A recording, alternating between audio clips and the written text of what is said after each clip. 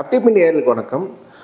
இந்த வீடியோ எதை பற்றினா சென்னைக்கு பரந்தூர் விமான நிலையம் எதற்கு தேவை, அதாவது ஒரு இரண்டாவது விமான நிலையம் என்பது ஏன் தேவை என்பது விளக்குறது தான் இந்த வீடியோ.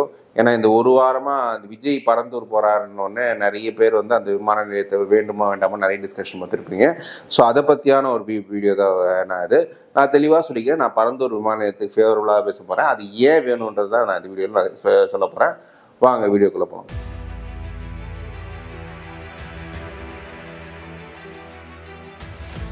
இப்போ நான் சொல்ல போகிற விஷயம் வந்து 2K கிட்ஸ்க்கு பெருசாக தெரிஞ்சிருக்காது. பட் 70s and 80s பிறந்தவங்க இந்த விஷயம் நல்லாவே தெரிஞ்சுக்கும். ஒரு 90கள் வரை சென்னை என்பது தென்னிந்தியாவின் தலைநகரம் போல இருந்தது. அங்கே வந்து எந்த ஒரு மேஜர் ஒரு விஷயம் நடக்குமோ சரி, தென்னிந்தியா முழுக்க சென்னை தான் ஒரு பெரிய ஒரு சென்டராக இருந்தது. இங்கேருந்து வெளிநாடுகள் போனால் சென்னை விமான நிலையத்தை அதிகமாக பயன்படுத்தினாங்க. இந்தியாஸ் 3rd பிஸியஸ்ட் ஏர்போர்ட்டாக சென்னை விமான நிலையம் இருந்தது. மும்பை, டெல்லிக்கு பிறகு சென்னை தான் இருந்தது. தென்னிந்தியாவிலே மோஸ்ட் பிஸியஸ்ட் ட்ரெயின். ஆனால் நீங்கள் 1991 லிபரலைசேஷனுக்கு பிறகு நம்ம அந்த சூரரை போட்டிருப்ப படத்தெல்லாம் பார்த்துருப்பீங்களே, ஒரு கட்டத்தில் மிடில் கிளாஸ் வந்து ஃப்ளைட்ஸ் நிறைய யூஸ் பண்ண ஆரம்பிச்சிட்டாங்கன்னு தெரிஞ்சு விமான நிலையங்களின் தேவை இந்தியா முழுக்க அதிகரிச்சிருக்கு. நிறைய புதிய விமான நிலையங்கள் வந்து நிறைய இடங்களுக்கு கட்ட ஆரம்பிச்சாங்க. இருக்க பழைய விமான நிலையங்கள்லாம் கொஞ்சம் அப்கிரேட் பண்ண ஆரம்பிச்சாங்க. நீங்கள் சென்னை விமான நிலையமே கொஞ்சம் அப்கிரேட் பண்ணி தான், நம்ம பழைய சிவாஜி படத்தில் பார்த்துருந்த விமான நிலையம் இப்போ கிடையாது. இப்போ புதிய டெர்மினல்ஸ்லாம் வந்திருக்கு. ஆனாலும் நீங்கள் வந்து ஒரு பெரிய சிட்டி, ஒரு மெட்ரோ சிட்டி, ஒரு உலகத்தரத்தின் நகரம் வந்து ஒரு பெரிய ஒரு 5000 ஏக்கர் 6000 ஏக்கர் ஒரு பெரிய ஒரு விமான நிலையத்துக்காகவே ஒரு ஏரோ சிட்டின்ற மாதிரி ஒரு தளத்தில் இருக்கணும் அப்படின்ற ஒரு டிமாண்ட்ஸ் வந்து இது ஏவியேஷன் இண்டஸ்ட்ரியில் நிறைய இருந்துச்சு. ஏன்னா இந்த இண்டஸ்ட்ரியில் ப்ரைவேட் பிளேயர்ஸ் நிறைய இருந்துச்சு. இப்போ முன்னெல்லாம் ஏர் இந்தியாவும் இந்தியன் ஏர்லைன்ஸை நமக்கு எல்லாம் பழக்கப்பட்டிருப்போம். இப்போ வந்து ப்ரைவேட் ஏர்லைன்ஸ் நிறைய வந்து இங்கே வந்துருச்சு. அது இந்தியாவில் வந்து அவங்க கனெக்டிவிட்டி கொண்டு வந்துட்டாங்க. அப்படி இருக்கும்போது இந்த சென்னை விமான நிலையம்ன்றது இந்த ஒரு டிமாண்ட்ஸை மீட் பண்ணுற அளவுக்கு இல்லை.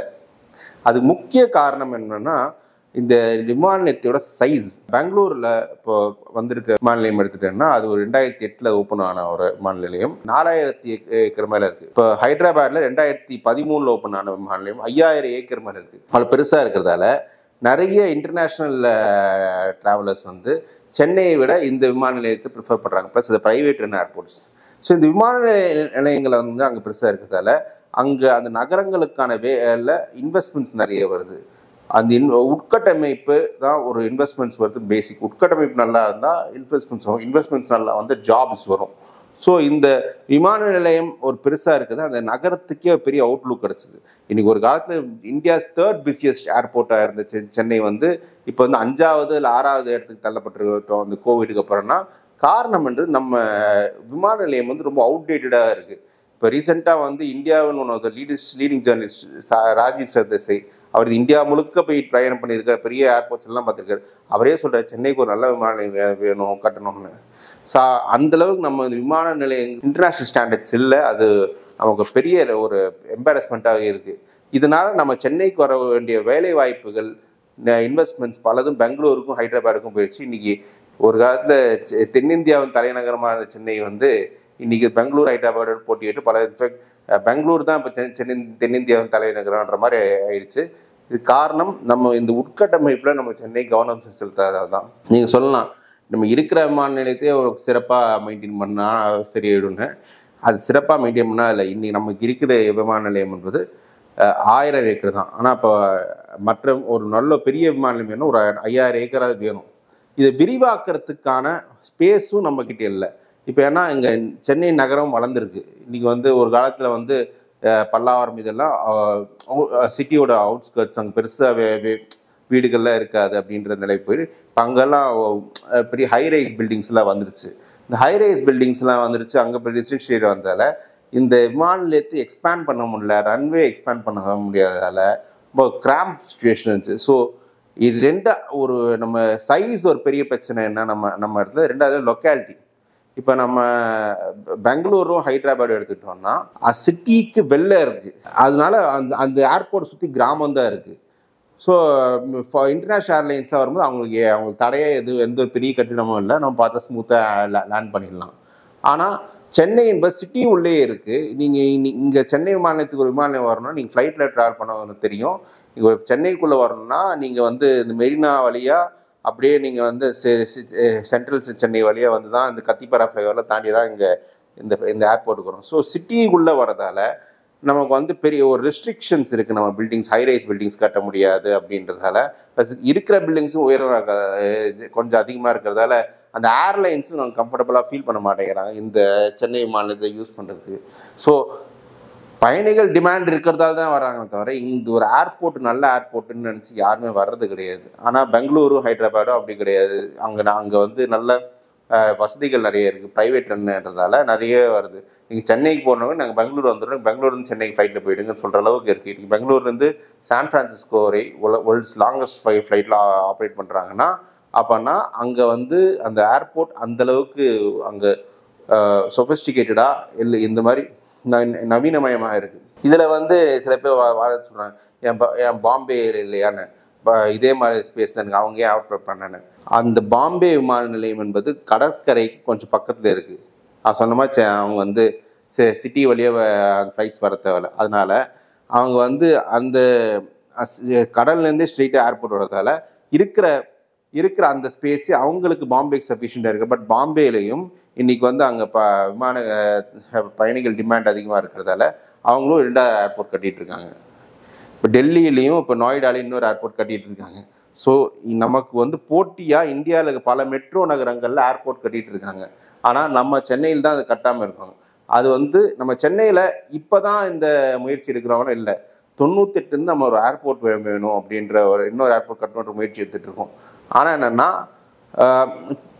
நான் வந்து மெயினாக என்னென்னா விவசாயிகள் போராட்டம் அது ஒட்டி நடந்த அரசியல் கம்பல்ஷனாலேயே நம்ம அந்த திட்டங்கள் கைவிடப்பட்டிருக்கு. 98 வந்தது. 2001 நீங்கள் ஒரு சைட் ஐடென்டிஃபை பண்ணி ஏர்போர்ட் கட்டியிருக்கணும். பட் நம்ம அதை பண்ணலை. 2006 மறுபடியும் ஒரு முயற்சி எடுத்தாங்க. அது விவசாய போராட்டம்ன்றதுனால அதை கைவிட்டாங்க. 2011 18 வரைக்கும் எந்த ஒரு முயற்சி இருக்கல. 18க்கு அப்புறம் தான் ஒரு ஏர்போர்ட் ஒன்று தேவை, சைட் ஐடென்டிஃபிகேஷன் நடக்குது. அந்த சைட் ஐடென்டிஃபை பண்ணி கரெக்டாக இப்போ எவ்வளோ பெரிய ப்ராசஸ் பாருங்கள். இப்போ என்விரான்மெண்டல் கிளியரன்ஸ்லாம் வாங்கி அப்ரூவல் வாங்கி பேப்பர் ஒர்க் பண்ணுறதுக்கு எவ்வளோ இருக்குது. இன்னும் அங்கே விவசாயிகள் போராடிட்டு இருக்காங்க. இவ்வளோ தாண்டி ஒரு ஏர்போர்ட் நம்ம ரெடி ஆகி வரதுக்கு இன்னொரு 5-6 வருஷம் ஆகும். இந்த 5-6 வருஷத்தில் பெங்களூரு, ஹைதராபாத், மும்பை, டெல்லி போன்ற விமான நிலையங்கள் அவங்களோட பயணிகள் எண்ணிக்கையில் எங்கேயோ போயிடுவாங்க. நம்ம வந்து அங்கே அந்த விமான நிலையங்கள் பிஸியாக இருக்கிறதால அங்கே இருக்கிற பிஸ்னஸும் அந்த நகரங்களில் நல்லா இருக்குது. சென்னை வந்து கல்கட்டா மாதிரி பின்தங்கிய நகரமாக போகும். ஸோ இதுதான் மெயின் ரீசன். அது மட்டும் இல்லை, இன்னொரு பெரிய ரீசன் என்னன்னா ப்ரைவேட் ரன்ஸ் ஏர்போர்ட் தான் இன்னைக்கு வந்து ரொம்ப தேவை.